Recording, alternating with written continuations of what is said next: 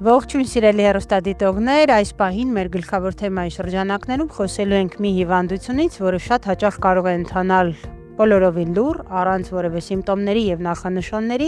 բայց եւ բավականին լուրջ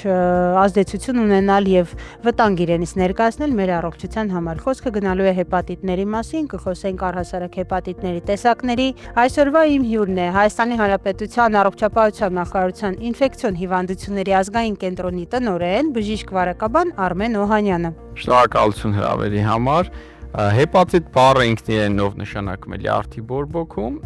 դրանք կարող են լինել տարբեր պատճառներից առաջացած։ Այս պարագայում կարող ենք հիմնականում տարբերակել ինֆեկցիոն եւ ոչ ինֆեկցիոն, քանի որ կան հատուկ վիրուսներ, որոնք որ շատ բնորոշ է իրենց հենց լյարդի բորբոքում առաջացնելը, դրա համար այդ վիրուսներին կոչում ենք նաեւ հեպատիտներ եւ համապատասխան A, B, C, D տարբերակներով, ինչու՞ չէ։ Բժիշկ Օհանյան, ինչպես ասեցիք, հեպատիտների տեսակները տարբեր են, A, B, C, E, D, դրանք կարելի է թվել եւ ինչպես հասկանում եմ, միգուցե դեռ շարունակվում են տեսակների հայտնաբերումները, բայց խոսենք ամենահիմնականներից, եթե կարելի է մի քանի խոսքով ասեք ինչով են դրանք տարբերվում եւ իհարկե որոնք են առավել վտանգավոր առողջության համար։ Շատ լավ, հեպատիտները, վիրուսային հեպատիտները բոլորը ունեն մեկ առանձնահատկություն, որ եթե սուր ընթացքի մասին ենք խոսում, նրանք անպայմանորեն դրսևորվում են դեղնությամբ, մաշկի դեղնությամբ, որը շատ տեսանելի է լինում, ակնհայտ է լինում, արդյոք միանգամից դա նկատում են, անհնարին է չնկատել եւ մանկական տարիքում շատ հաճախ եղել են բռնկումներ, այ մեր մանկության ժամանակ, մեր ծնողների մանկության ժամանակ դա հեպատիտ A-ն է եղել, որին դեղնախտ են այլ կերպ ժողովուրդը ասել, այո, դա հենց հեպատիտ A-ն է եղել։ Դա ընթացել է բռնկումներով, քանի որ վարակումը տեղի ունենում սննդի կամ ջրի միջոցով եւ վարակված սնունդը կամ ջուրը մեծաքանակ մարդկանց միաժամանակ կարողանում է ախտահարել։ Իսկ մյուս հեպատիտները, օրինակ B-ն եւ C-ն, սրանք ավելի անհատապես վարակվող դեպքեր, այսինքն մեծ կլաստերներ, բռնկումներ սովորաբար չեն առաջացնում։ Եվ այս դեպքում եթե սուր է ընթանում, մենք կլինիկորեն, այսինքն իրենց արտահայտվելու տեսքով չենք կարող տարբերել սա A է, B է, թե C, բայց B-ն եւ C-ն կարող են ընթանալ նաեւ քրոնիկ ընթացքով, այսինքն երկար տարիներ դանդաղ կերպով ախտահարեն մարդու լյարդը եւ առհասարակ օրգանիզմը։ Շատ լավ, եկեք մեր ուշադրություն սևեռենք հենց հատկապես B եւ C տեսակների, որովհետեւ ինչպես հասկանում եմ, նրանց այո եւ ընթացքը կարող է լուռ լինել, միևնույն ժամանակ ավելի մեծ վտանգ իրենցից ներկայացնեն, ավելի մեծ վնաս հասցնեն առողջությանը։ Զրույցի ժամանակ դուք նշեցիք ինչպես ցիրոզ կամ նույնիսկ ուռուցքային, այո, ախտահարում լյարդի։ Հետաքրքիր է այսպես ձևակերպեմ, որ կաբինետն ավելի հաճախ գնում, որ մասնագետներն են ավելի հաճախ ուղղորդում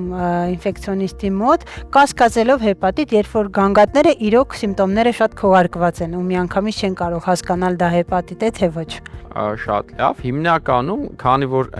անհասկանալի գանգատների դեպքում մեծամասամբ հենց թերապևտներից են ավելի շատ սկսում հետազոտությունները, հիմնական ուղղորդողները հենց թերապևտներն լինում են, այսինքն դա կլինի թե ընտանեկան բժիշկները, թե հիվանդանոցային ուղղակում աշխատող թերապևտները։ Բացի դա, այսինքն բացի ըստ գանգատի դիմելը, մենք Հայաստանի Հանրապետությունում ունենք մի շարք ընթացակարգեր, որոնք որ պարտադրում են անգամ հետազոտություններ անել, օրինակ արյան դոնորության ժամանակ բոլորը պարտադիր կերպով հետազոտվում են վիրուսային հեպատիտների վերաբերյալ, ինչպես նաև վիրահատություններից առաջ են հետազոտվում պարտադիր կերպով եւ սա եւս գեներացնում է պացիենտների հայտնաբերում, նպաստում է հայտնաբերման, այ հղիությունը շատ կարեւոր հանգամանք է, որի դեպքում պարտադիր կերպով իրականացվում է պլանավորելիս կամ ընթացքում, այո։ Ընթացքում պարտադիր է, իհարկե ցանկալի է պլանավորելիս, եթե պլանավորված հղիություն է, բնականաբար ցանկալի է պլանավորելիս, բայց եթե անգամ պլանավորից չի եղել, ապա ընթացքում անգամ երկու անգամ հետազոտվում է պարտադիր կերպով հղին եւ կամավորության սկզբունքով, օրինակ մեր կենտրոնում էլ արդեն ամիսներ շարունակ գործում է այդ անվճար ակցիան, որ բոլորը կարող են, բոլոր ցանկացողները ուղղակի կարող են մոտենալ եւ իրականացնել վիրուսային հեպատիտների վերաբերյալ հետազոտություն։ Վերը նշված բոլոր տեսակների ախտորոշում կարող են անցնել, այսինքն փաստացի իրականացնում ենք B-ի, C-ի, միավի եւ սիֆիլիսի նաեւ Ինչու A-ի, E-ի վերաբերյալ չենք անում, դրանք քրոնիկ ընթացքով վարակներ չեն։ Եվ եթե չկա գանգատներ, դրա մասին մտածել իմաստ չկա։ Շատ լավ, սիրելի հեռուստադիտողներ, խնդրեմ ֆիքսեք, որ ինֆեկցիոն կենտրոնը, ազգային կենտրոնը այսօր իրականացնում է անվճար հիմունքներով հեպատիտ B-ի, C-ի, սիֆիլիսի եւ միավարակի ախտորոշում, ինչը կարծում եմ, որ շատերիս է պետք առհասարակ նույնիսկ այն մարդկանց, ովքեր միգուցե այն զոնայում են գտնվում, որտեղ ռիսկային են, հիմա դուք ասեք ովքեր են դրանք, միգուցե մարդիկ, ովքեր հատկապես հետեւողական են, բայց իրենց մշտական բուժզնման մեջ միգուցե սա չի մտնում, ինձ թվում է, որ շատ լավ է սա իրազեկել։ Այո, իհարկե, ռիսկային խմբերն էլ շատ հարաբերական է, շատ ժամանակ մեզ թվում է, թե մենք ռիսկի խմբում չենք, բայց իրականում այսօրվա կյանքում պրակտիկորեն բոլորը ռիսկի խմբում են, քանի որ սկսած ամենահասարակ մատնահարդարի մոտ այցը կարող է լինել վարակման պատճառ, վարակման վայր, ուստի ասում եմ բոլորս էլ պրակտիկորեն գտնվում ենք նման ռիսկում։ Ոչ մեկս ապահովագրված չենք որևէ բժշկական միջամտությունից, ինչը ինքն իրենով ռիսկ է ենթադրում։ Այո, խոսեցինք B-ի, C-ից, եկեք խոսենք նախ B-ն ինչքանով է վերահսկելի, բուժվում է թե ոչ, որտեղ շատերիս մոտ կա այդ համոզմունքը, որ հեպատիտ եթե կա, վերջ, սա արդեն դատավճիռ է, չեն բուժվում, ու իհարկե մտավախությունները տարբեր հարցերի շուրջ շատանում են, ինչ կա այս պահին բուժման եւ առաջընթացի առումով հենց հեպատիտ B-ի բուժման հարցում։ Շատ լավ հարցեր, քանի որ այո, եւ B-ի եւ միավի դեպքում մարդկանց մոտ այդ վախն է, կարծես թե դա դատավճիռ է, անգամ երբեմն շատ ավելի են վախենում մարդիկ, քան չարորակուռուցք լսելիս իրենց ախտորոշումը, եւ այստեղ բժշկի աշխատանքն էլ շատ մեծ է, որ կարողանա հասցնի պացիենտին, որ դա այդքան էլ սարսափելի բան չէ, նամանավանդ այ մեր ժամանակակից դարաշրջանում, երբ կոնկրետ վերադառնալով B-ին,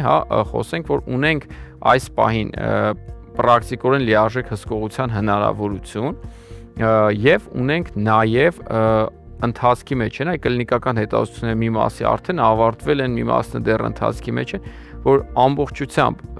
վիրուսը օրգանիզմից հեռացնեն, այսինքն C-ի պես հասնենք լիարժեք բուժմանը։ Այնինչ հասանելի է Հայաստանում մեզ այսօր դա հետազոտություններն են հեպատիտ B-ի վերաբերյալ ամբողջական, սա մեկ հետազոտություն չէ, եւ մենք կարող ենք գնահատել հիվանդության փուլը եւ անհրաժեշտության դեպքում, եթե դրա կարիքը կա, իրականացնել նաեւ բուժումներ, այսինքն դեղորայքային բուժում իրականացնենք, որը որ կբերի վիրուսի ճնշմանը եւ թույլ չի տա, որպեսզի օրգանիզմում առաջանան բարդություններ։ Ընդ որում շատ կարեւոր է, որ այսօրվա դրությամբ մեր ապահովագրված պացիենտները համընդհանուր ապահովագրության պացիենտները ունեն հնարավորություն լիարժեքորեն հետազոտվելու։ Առաջ օրինակ նմանատիպ հնարավորություն չկար։ B-ի հետազոտությունները բավականին թանկ արժեն եւ անձի հաշվին էր։ Բայց հիմա մենք կարող ենք այդ անգամ բուժումը ապագայում քննարկվել, որ առաջիկայում կներառվի այդ ծրագրերի մեջ եւ երևի թե B-ի մասին այսքանը։ Խոսենք C-ի մասին, ես եթե ճիշտ եմ հիշում, առհասարակ C-ն համարում էին որպես լուր մարդասպան, որովհետև երկար ժամանակ կարող է ընթանալ առանց սիմպտոմների եւ մեկ էլ պարզի միայն այն դեպքում, երբ որ մարդու օրգանիզմը արդեն ինչ-որ տերմինալ փուլի է հասել։ Արդյոք հիմա կա այդպիսի միտվածություն, որ մարդիկ դիմում են կամ առհասարակ հայտնաբերվում է հեպատիտ C, երբ որ արդեն ուշ է։ Թե սա արդեն հին հնացած համոզմունք է։ Ինչքան կուզենայինք, որ սա լիներ հնացած համոզմունք, բոլորիս ցանկությունն է այդպիսին, սակայն ցավոք սրտի մենք դեռ շարունակում ենք երևի թե անգամ ավելի շատ հայտնաբերել հեպատիտ C-ի դեպքերը արդեն բարդությունների դեպքում, քան նախորոք, իսկ նախորոքը հիշեցնենք, որ թույլ է տալիս լիարժեքորեն բուժել հիվանդությունը, նախ տվյալ անձը ազատվում է վարակից, ազատվում է հնարավոր բարդություններից եւ նաեւ ընդհատում է շղթան այլ անձանց վարակելու, այսինքն վարակի տարածումը եւս կանխում է, սա եւս շատ կարեւոր է եւ դրա համար առողջապահության համաշխարհային կազմակերպությունը կարծես թե մարտահրավեր է այսպեսի սկսել մինչեւ 30 թիվը ամբողջ աշխարհում էլիմինացնել հեպատիտ C-ն։ Նու առհասարակ հեպատիտները, բայց մասնավորապես C-ի մասին է իհարկե խոսքը ավելի շատ, քանի որ կա հասանելի դեղորայք եւ մենք այսօր պետությունը ապահովել է արդեն երկար տարիներ կարելի ասել ապահովված է մեր բնակիչները ապահովված են դեղորայքով, իսկ այժմ նաև բացի դեղորայքը կոնկրետ ինֆեկցիոն հիվանդությունների ազգային կենտրոնում մարդիկ կարող են գալ, հետազոտվել, ախտորոշումը հաստատվի եւ դրա հիման վրա նշանակվի իրենց հեպատիտ C-ի բուժում հետագա հսկողությամբ եւ այս ամենը իրականացում է կենտրոնի եւ պետության հետ համատեղ համագործակցության, այո, շրջանակներում, այսինքն այսօր ամբողջությամբ անվճար մենք կարող ենք ազատել մեր քաղաքացուն այդ բեռից։ Հիանալի նորություններ, այսինքն ինձ համար, որ դա բացահայտում էր, կարծում եմ մեր հեռուստադիտողներից շատերի համար եւս փաստորեն ոչ միայն առհասարակ ախտորոշումը, այլ նույնիսկ բուժման այդ բեռը, ծախսը, կենտրոնը, առողջապահական մեր կազմակերպության եւ առողջապահության նախարարության կողմից մեծ աջակցություն է ստանում եւ կարելի ասել անվճար բուժում է ստանում։ Ինչքան է դա տևում, Բժիշկ Օհանյան, օրինակ ինչ տևողության մասին է խոսքը եւ արդյոք լրիվ բուժում է տեղի ունենում, լրիվ ապակինում հեպատիտ B-ից եւ C-ից։ Այո, շատ լավ հարց եք տալի, միշտ sense ավելի ընդհանրական ենք խոսում, մոռանալով մարդիկ դետալների մասին չեն պատկերացնում։ Կենտրոն դիմելուց հետո, երբ որ ախտորոշումը հաստատվեց, պացիենտը ստանում է իր դեղորայքը 3 ամսվա համար, սովորաբար 3, եթե կա ցիրոզ, կարող է դա 6 ամիս տևել։ Հիմնականում, եթե խոսում ենք առանց բարդությունների, 3 ամսվա դեղորայքի մասին։ Այդ ընթացքում կարող է 1-2 այց լինել կախված գանգատներ կունենա, չի ունենա դեղերի կողմնակի էֆեկտների հետ կապված, եւ 3 ամիս հետո փաստում ենք, որ անձը վերջացրել է իր բուժումը եւ դրանից որոշ ժամանակ անց եւս մեկ անգամ հետազոտվում է եւ համոզվում ենք, որ կա, այսպես ասած, կայուն վիրուսաբանական պատասխան, այսինքն ամբողջությամբ էլիմինացվել է, դուրս է եկել վիրուսը օրգանիզմից եւ տվյալ անձին ասում ենք հաջողություն գնա կյանքդ շարունակի վայելել, դու ամբողջությամբ առողջ ես։ Հիանալի, խնդրեմ, եթե կարելի է վերջում այս թեմայի մասին դեռ կարող ենք շատ երկար խոսել, պատմեք նաև ձեր պլանների մասին, առհասարակ ինֆեկցիոն ազգային կենտրոնը այս պահին ինչ գործունեություն է ծավալում, ինչպիսին է տեղեկացվածությունը մարդկանց առհասարակ մեր ազգաբնակչության եւ ինչպիսի պլաններ մոտ ապագայում ունեք, որոնցով կուզենաք կիսվել։ Շատ լավ, մենք որպես ազգային կենտրոն տեղեկատվություն անընդհատ փորձում ենք տարածել, հիմնական տարածողը լինել, նաև ձեր շնորհիվ, շատ շնորհակալություն, այո, դուք եք մեզ շատ օգնում։ Առաջիկայում մենք օրինակ նախատեսում ենք հուլիսի 28-ին, երբ որ միջազգային հեպատիտների միջազգային օրն է, մեծ կոնֆերանս է տեղի ունենալու, որի ընթացքում պլանավորվում է իրազեկել արդեն բժշկական հանրությանը մեր ազգային ծրագրի մասին։ Մենք ունենք ազգային ծրագիր, բայց դա գնում է փոփոխության, որպեսզի մարզերում էլ մենք դարձնենք հասանելի հեպատիտ C-ի բուժումը, այնպես նկարագրեցի մեր կենտրոնի համար։ Նույնը պլանավորվում է, որ առաջիկա ամիսներին կունենանք նաև մարզերում, այսինքն մարդը կարիք չունենա, ենթադրենք մեղրից հասնի Երևան, որպեսզի դեղորայք ստանա կամ ախտորոշում դրվի, տեղում ստանան իրենց բուժումը եւ մենք էլ շատ տենց հավակնորդ ծրագրեր ունենք, ուզում ենք ԱՀԿ-ի հետևից գնալ եւ 30 թվականին, լավ 30-ին եթե չէ, ապա գոնե մի քանի տարի հետո մենք էլ փաստենք, որ մեր երկրում էլիմինացրել ենք վիրուսային հեպատիտները։ Այս նոտայի վրա էլ ավարտենք եւ ամփոփենք, շնորհակալ եմ շատ հետաքրքիր զրույցի համար։ Հիշեցնեմ, որ մենք այսօր խոսեցինք հեպատիտներից, մայիս ամիսը համարվելով հեպատիտների իրազեկման